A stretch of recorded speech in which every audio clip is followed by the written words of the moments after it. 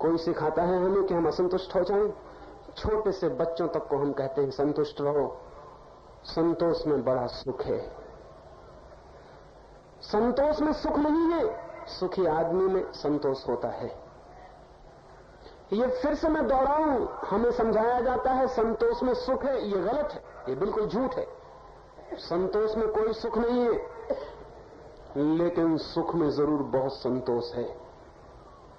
सुख हो तो एक संतोष की छाया जीवन में छा जाती है, लेकिन सुख न हो, जीवन में दुख हो, तो आदमी संतोष करके किसी तरह अपने को समझा के दुख को छिपा लेता है, सुखी नहीं हो जाता। मैं एक सन्यासी के पास गया, कोई 10-50 लोग वहां इकट्ठे थे। सन्यासी ने मुझसे कुछ बातें की और फिर कहा कि मैंने एक गीत आज बनाया है, वो आपको सुनाता हूं, शायद आपको पसंद आ जाए। उन्होंने वो गीत गाया। उस गीत का मतलब, उस गीत को सुन के वहां बैठे हुए 50 सिर एकदम खुशी से हिलने लगे और वाह वाह करने लगे। मैं तो बहुत हैरान हुआ। उस गीत का मतलब क्या था? उस गीत का मतलब था कि सन्यासी एक सम्राट को उस गीत में कह रहे हैं कि तुम रहो अपने स्वर्ण के सिंहासनों पर, हम लात मारते हैं तुम्हारे स्वर्ण सिंहासन पर, हमें कोई मतलब नहीं तुमसे, तुम्हारे स्वर्ण सिंहासनों से, हम तो अपने धूल में संतुष्ट हैं, हम तो अपनी धूल में मगन। मैंने उनसे कहा कि आपने कभी सुना किसी सम्राट ने ये गीत लिखा हो कि मगन रहो तुम अपनी धूल में, लात मारते हैं तुम्हारी धूल पर हम अपने स्वर्ण सिंहासन पर बड़े आनंद में, हम फिक्र नहीं करते तुम्हारी धूल की। कभी किसी सम्राट ने ये नहीं लिखा, लेकिन सन्यासी बार बार ये क्यों लिखते हैं? ये कहीं मन को सांत्वना देने की तरकीबें तो नहीं है? स्वर्ण सिंहासन पूरी तरह दिखाई पड़ रहा है, अपने मन को समझाने के लिए गालियां दे रहे हैं आप कि लात मारते हैं तुम्हारे स्वर्ण सिंहासन पर। अगर स्वर्ण सिंहासन बेकार है तो लात मारने का कष्ट किस लिए कर रहे हैं? और अगर अपनी धूल में मजे में है तो स्वर्ण सिंहासन पर बैठे हुए लोगों को ईर्ष्या करने दो, अपने मुंह से क्यों अपनी धूल की प्रशंसा कर रहे हो? लेकिन धूल में पड़े हुए लोग संतोष खोजते कि हम अपनी धूल में मजे में। ये संतोष दुख को छिपाने का उपाय है, ये दुख को मिटाने की तरकीब नहीं।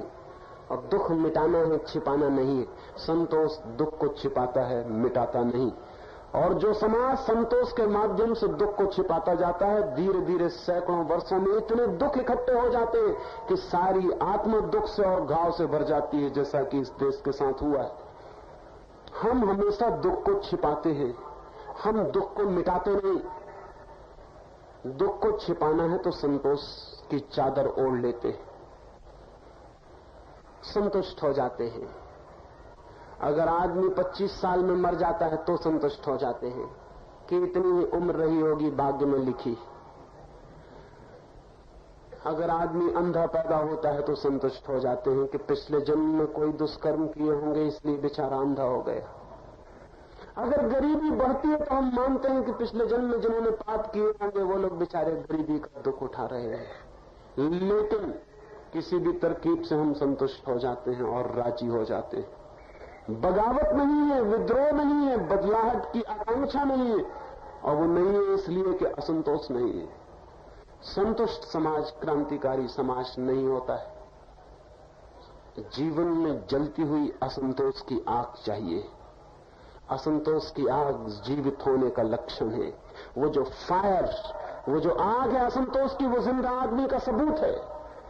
मरा हुआ आदमी संतुष्ट होता है, जिंदा आदमी रोज नए से नए शिखर को छूने को आतुर होता है, रोज नए मार्गों पर चलने को, रोज नए विस्तार को, रोज नए अभियान को। जिंदगी के आखिरी क्षण तक भी वो नए को पाने की चेष्टा में रत होता है।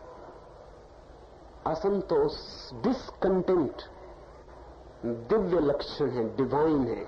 मैं तो कहता ही हूं कि डिवाइन डिसकंटेंट, दिव्य असंतोष मनुष्य को परमात्मा की सबसे बड़ी देन है कि मनुष्य को वो पीड़ित रखता है कि बढ़ो और बढ़ो और आगे और आगे। जिंदगी कहीं खत्म नहीं होती, जिंदगी और आगे बढ़ती चली जाती है। लेकिन हम हमने जिंदगी का साथ बहुत दिन पहले छोड़ दिया, हम रास्ते के किनारे बैठ गए हैं। जिंदगी का कारवां बढ़ा जाता है, हम रास्ते के किनारे बैठे जिंदगी की उड़ती धूल हमारे सिर पर पड़ती है, उसी को आंख बंद करके झेलते रहते हैं और कहते हैं संतुष्ट रहना चाहिए, संतोष में बड़ा सुख है।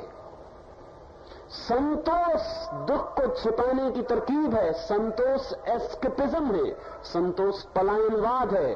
जिनको जिंदगी से भागना है उनके लिए ठीक है कि आंख बंद कर लें और संतुष्ट हो जाएं, लेकिन जिन्हें जिंदगी जीनी है उनके लिए संतुष्ट हो जाना ठीक नहीं। और अगर पूरा समाज ही संतुष्ट हो जाए तब तो आत्मघात हो गया, सुसाइड हो गया। पूरा समाज संतुष्ट हो गया है, कोई चीज हमें पीड़ित नहीं करती। एक आदमी सड़क पे भीख मांगता है हमारे